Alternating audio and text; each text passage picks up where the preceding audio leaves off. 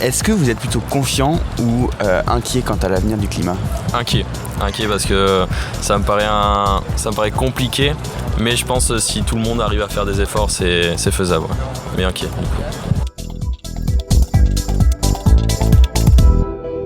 Cette semaine, Laura, militante des Amis de la Terre, accueille Alice à la base, ce tiers-lieu culturel et associatif de Rouen. Ensemble, elles parlent d'écologie politique, de mobilisation écolo, dans un contexte anxiogène face au réchauffement climatique. L'écologie peut-elle être politique ? Doit-elle l'être ? Et pour quel futur ? Bonne écoute. Après avoir collectivement échoué dans la course à l'Élysée l'an dernier, alors même que la conscience écologique n'avait jamais été aussi élevée, Marine Tondelier, nouvelle présidente du Parti écologiste français, dit vouloir se remettre en question. Mais il me semble que l'écologie ne tourne pas seulement autour du Parti écologiste français. L'écologie est avant tout une étude du vivant, une nécessité d'un meilleur équilibre entre l'homme et son environnement. Les acteurs principaux de cet engagement écologiste et humanitaire sont ces organismes, ONG, structures, syndicats ou associations qui luttent pour une meilleure prise en compte de cet équilibre. Et à Rouen, c'est à la base que tout se passe. Ce lieu, c'est celui qui accueille tous ces engagés dans la transition sociale, environnementale et solidaire. Et c'est dans ce décor chaleureux de sièges noirs et de canapés que j'ai le plaisir de recevoir Laura, des Amis de la Terre, mais pas que. Laura, bonjour. Bonjour. Donc aujourd'hui, on va parler avec vous de politique, d'engagement, de citoyenneté et d'associatif, mais aussi d'écologie, puisque dans les Amis de la Terre, il y a terre. Donc aujourd'hui, d'abord, Laura, qu'est-ce que ça représente pour vous, l'écologie ? Une nécessité. Alors l'écologie, elle n'est pas la même selon où on se parle et de la manière dont on échange. L'écologie, elle peut être prétexte, elle l'est quand même beaucoup aujourd'hui politiquement, économiquement, ça fait vendre l'écologie, mais l'écologie c'est aussi philosophiquement, conceptuellement la prise de conscience en fait que le vivant c'est un tout, que l'humain fait partie intégralement de ce vivant et qu'il y a urgence à préserver ou plutôt à tenter de sauver ce qu'on a déjà pas mal dézingué. Ça dépend, parce que c'est vrai que des fois, il faut tout regarder, pas seulement dans un sens. Et donc c'est vrai que des fois ils sont... Mais bon, c'est nécessaire, les mouvements écologiques aussi. Ils sont trop bornés, c'est ça ? Pas trop bornés, mais c'est vrai que c'est pas tout blanc ou tout noir. Il faut étudier les situations dans tous les détails. C'est complexe. Qu'est-ce que vous répondez à ce commentaire qui est un peu noir, on va le dire. Qu'est-ce que ça représente aujourd'hui le mouvement écolo ou les mouvements écolos pour vous ?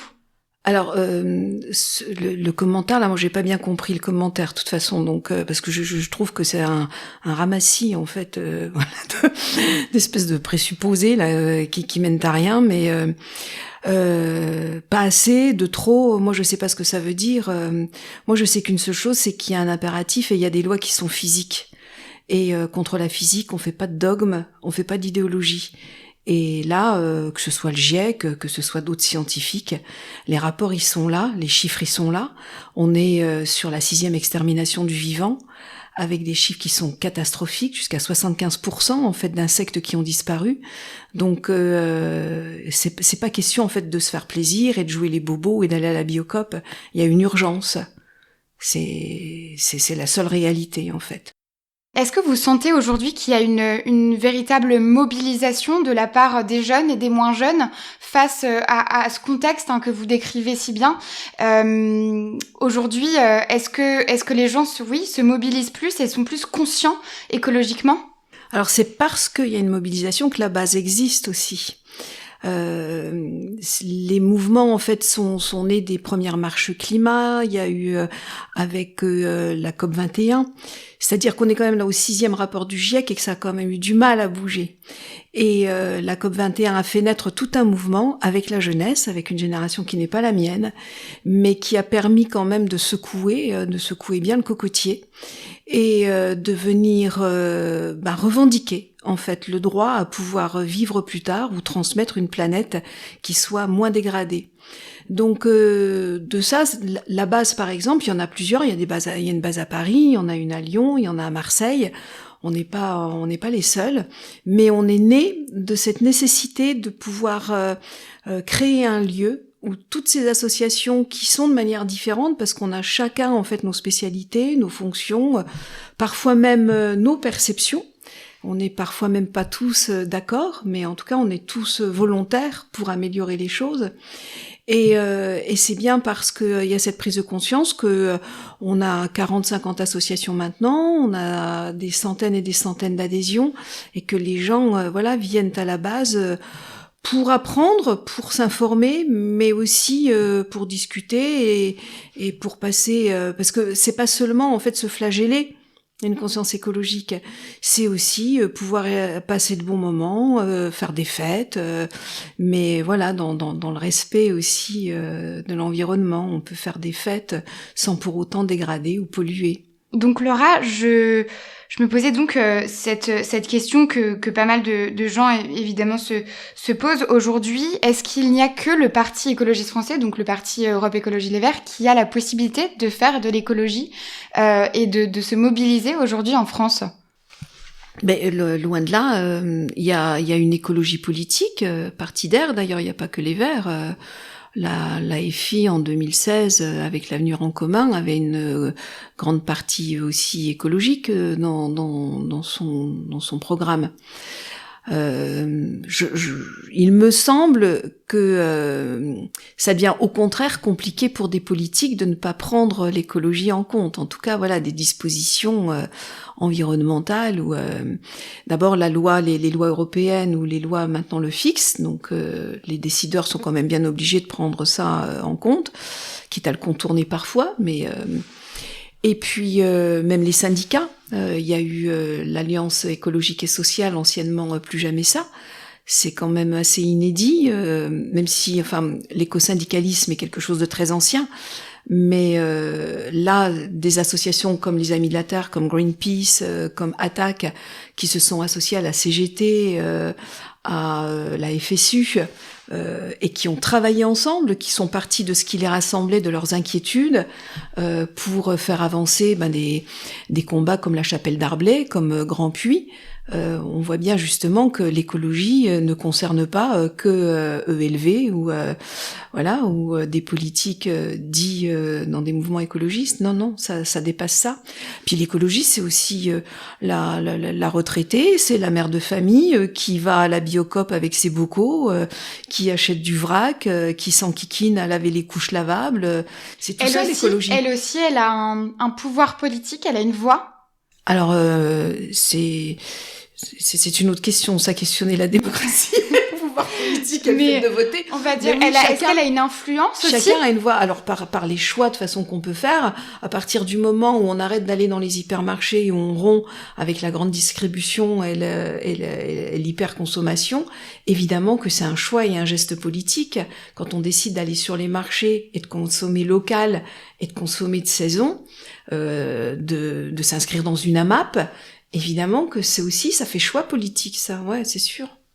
On va du coup en venir à cette question autour de la médiatisation aujourd'hui, pas forcément que du parti écolo, mais plutôt de l'écologie ou des mouvements écolos et pour l'équilibre entre l'environnement et l'humain aujourd'hui.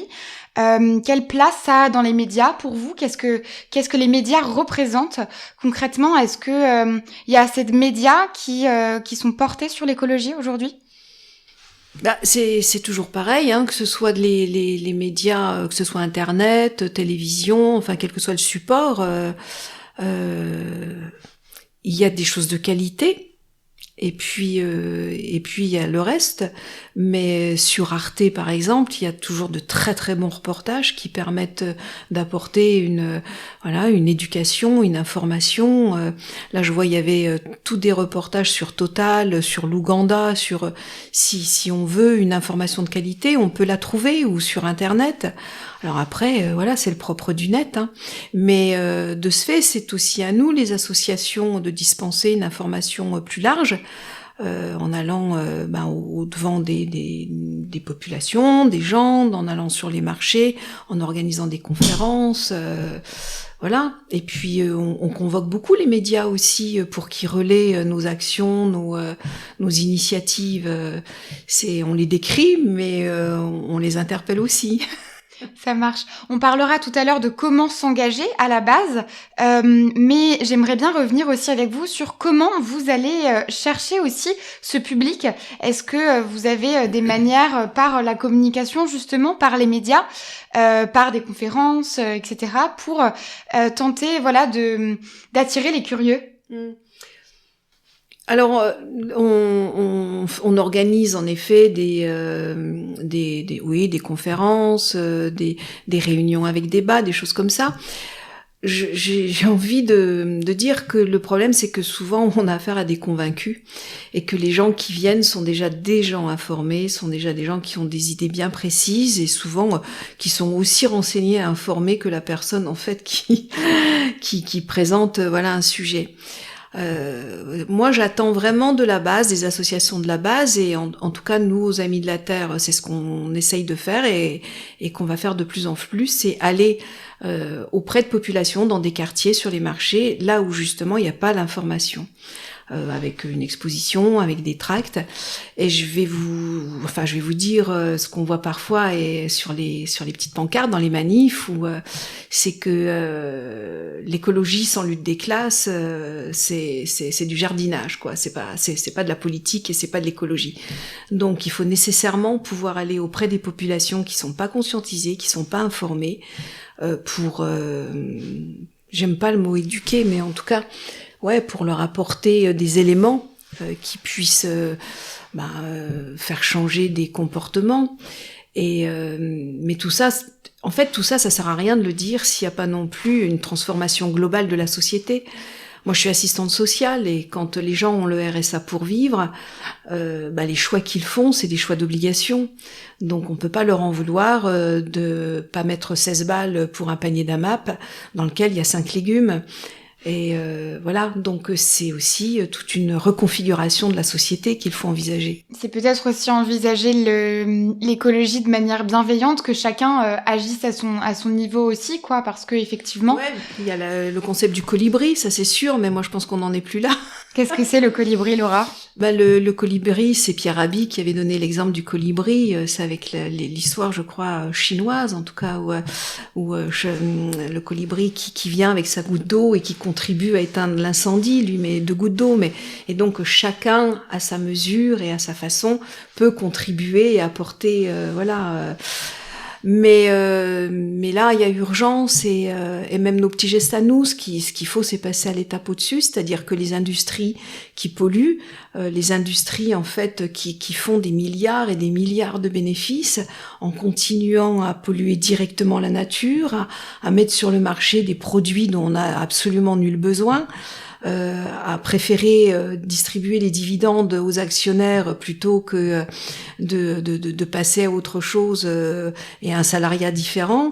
C'est surtout ça en fait qu'il faut axer maintenant les luttes. Je me permets de revenir effectivement sur ces luttes politiques.